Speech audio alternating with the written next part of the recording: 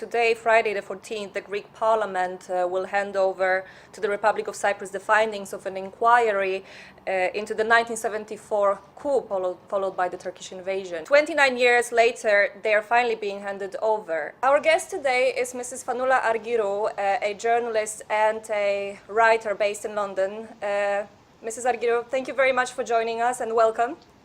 Thank you very much for inviting me. Could you please tell us what significance does it have for a better understanding what happened in 1974? Yes, these files are long awaited, but if what I read this morning is something to go by, that is that these files and all these boxes do not really contain what we are looking for. And it contains testimonies and statements of people at the time who were called to give evidence to the Greek Parliament's inquiry. I don't think we will be satisfied and have enough material to justify that at last we have something from Greece. Because what I would like to see, it's not the testimonies, because all of these were known at the time. And people must have, we've read all about this. It's in the public domain. I've seen it on the internet even.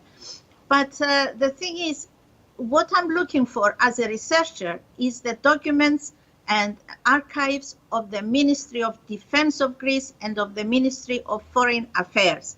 I'm not interested in the testimonies of people which are already known. I want to know the inside of the Foreign Office of Greece and of the Defense Ministry of Defense of Greece, because then we can compare those documents with the documents we already have released in the British archives and the American archives, and then we can compare them and see where they match, and then we can come to some sort of result nearer to the truth of what really happened in 1974. So far, we have the American and the British documents, and as far as Cyprus is concerned and what happened in Cyprus in 74, and everything that happens around Cyprus, primary sources are the British sources. Secondary sources are the Americans. And once you match and you compare these two archives, then you have a good picture of what happened. But there is a little bit missing, and it would have been very helpful if we could have the Greek archives, but proper archives, not testimonies of different people. So I'm a bit disappointed of what I heard this morning, if this is what we are getting from Greece. So what you're saying is that these findings actually do not carry as much value as we would expect them to.